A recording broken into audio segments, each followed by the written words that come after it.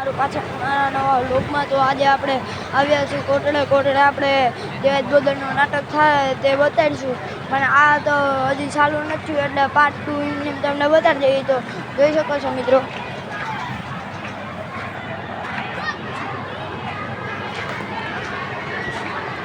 આંસુ દેખાય જોઈ શકો છો મિત્રો. લાઈટ બંધ છે એટલે